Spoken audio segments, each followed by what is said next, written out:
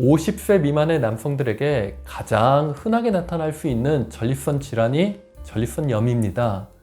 특히 전립선염은 전체 남성 중 10에서 20%가 전립선염 증상을 경험한 적이 있다고 하는데요.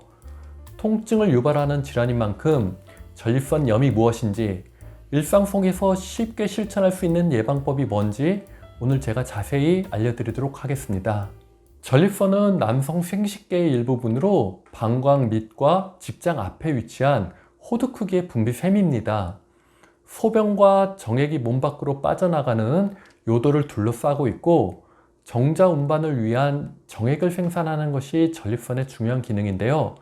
이러한 전립선에 생기는 염증을 전립선염이라고 합니다. 전립선염의 원인은 대부분 명확하지 않지만은 가장 흔한 원인은 골반의 신경과 근육에 생기는 국소적인 염증 때문에 통증이 유발되고, 통증이 발생하는 원인을 정확히 알아내기 위해서는 검사가 필요합니다. 전립선염 증상들은 방광과 골반, 특히 음낭과 항문 사이의 회음부 쪽에 근육 연축으로 인해서 발생을 합니다. 통증은 회음부, 허리, 종종 음경과 고환까지 발생을 하게 되고요. 자주 다급하게 배뇨해야 될 필요성을 느끼게 되고, 배뇨로 인해서 통증이라던가 자결감이 발생할 수 있습니다. 통증으로 인해 발기나 사정이 어렵고 고통스럽기까지 하죠. 변비가 생겨 배변이 고통스러울 수도 있습니다. 급성 세균성 전립선염의 증상은 만성에 비해서 좀 더 심하게 나타납니다. 열과 오한, 배뇨장애, 혈뇨 등과 같은 일부 증상들은 더 자주 발생하는 경향이 있고요. 전립선의 농양 또는 부관염을 이야기할 수도 있습니다. 전립선염의 진단은 보통 증상과 신체 검사, 소변 검사와 요배양 결과에 근거합니다.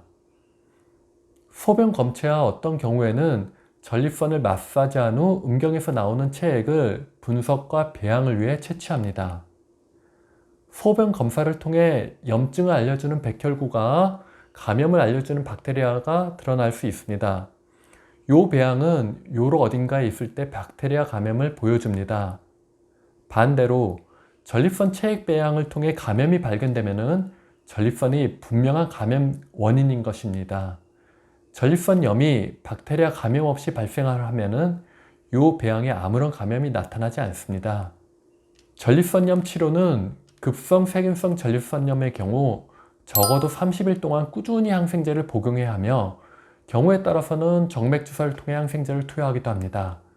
더 짧은 기간 동안의 항생제를 사용하게 되면 만성 감염으로 이어질 수 있습니다.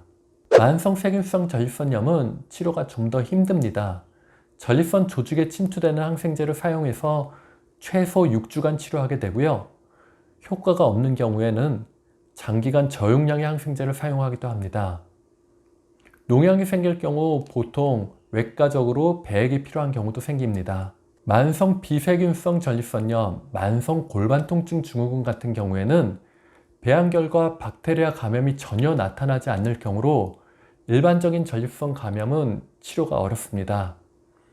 이러한 종류의 전립선염에 대한 대부분의 치료법은 증상을 완화시켜주는 데에 초점이 맞추게 되고, 전립선염을 근본적으로 치료하지는 못합니다.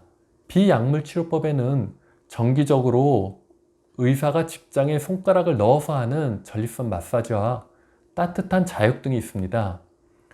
골반 근육 경련과 통증을 완화해주는 이완기법, 피드백 요법을 쓰기도 하고요. 약물 치료 중에서는 진통제와 항염증제는 그것의 근원과 상관없이 통증과 붓기를 완화해 줄 수 있습니다. 알파 아드레날린 차단제들은 전립선 내의 근육을 이완시켜서 증상을 완화하는 데 도움을 주고요. 그 이유가 약간 이해되지는 않지만은 항생제가 때로는 비세균성 전립선염에 나타나는 증상 완화에 도움을 주기도 합니다. 배변 완화제는 변비로 인한 배변 고통을 완화해 줄 수 있고요. 다른 치료법에도 불구하고 증상이 심하게 나타날 경우 전립선의 일부 제거와 같은 수술을 마지막 대책으로 고려해 볼 수 있습니다. 극초단파나 레이저 치료에 의한 전립선 파괴가 대체 방법이 될 수도 있습니다.